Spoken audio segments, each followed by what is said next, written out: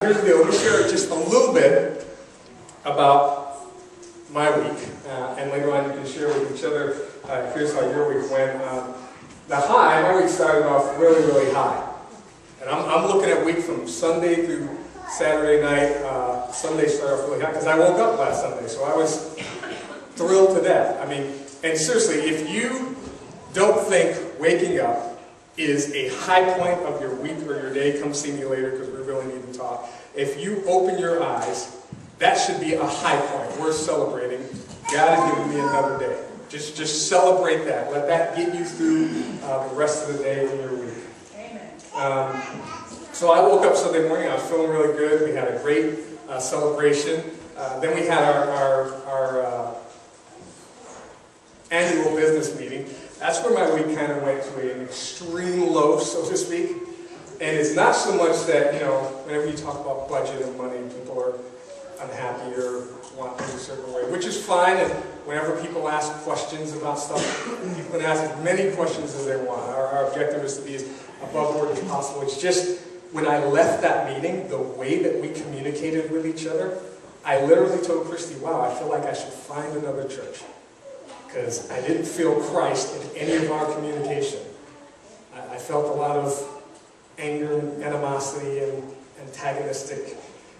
And not from everyone, it's just like, wow, I felt like if I were a non-Christian who didn't know Christ, and I had sat down there to eat with everyone and then heard that conversation, I would leave saying, I don't want to know Christ because I don't want them to talk to me like that. And I just, again, not dwelling on it, but that was just a low point of the week for me. It started to get a little better because then we had this great Tuesday night practice with the youth, and they were really excited about this presentation that they're about to put on for another shameless plug for Easter Tuesday.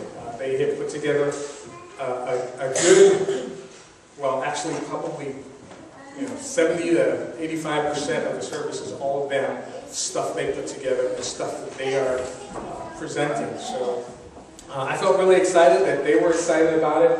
And then on, I guess Wednesday morning, got a Facebook notification from Judy, who is our treasurer, that she was resigning as treasurer, so my week went back down.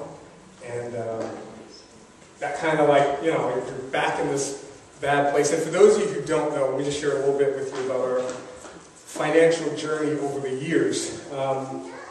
I think it was, I don't remember, two and a half, however many years ago when I approached her and said, hey, I think we were just having coffee or something, and she was explaining about her schooling and all that stuff, and I was like, really? Just got a degree in accounting. We really need a treasurer. And when she came on board, we took our records, our bylaws state that we have to take our, we do an internal audit internally, and then every 3 years we do an external audit. And so we took our records to a bank, and they, for the last couple of years, and it's not that we were doing anything wrong or illegal, it's just they looked at the records and they laughed at them.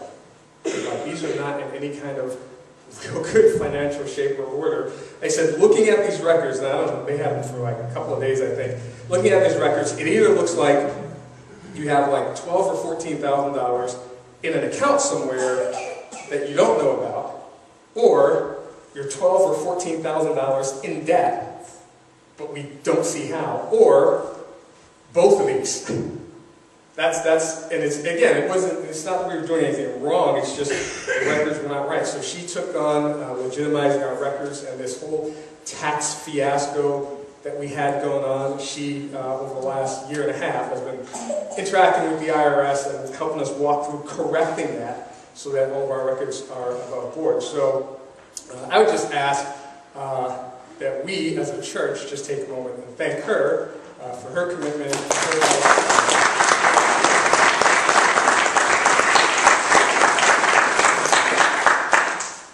So the week started to get a little bit better because on Wednesday night, I had a great conversation with our Wednesday night small group where we sat there for like 2.5 or 3 hours just talking about God. No agenda, just throwing up questions and talking. We went everywhere under the sun. It was great just to be able to, granted I did most of the talking, but it was still great. Plus there was pizza.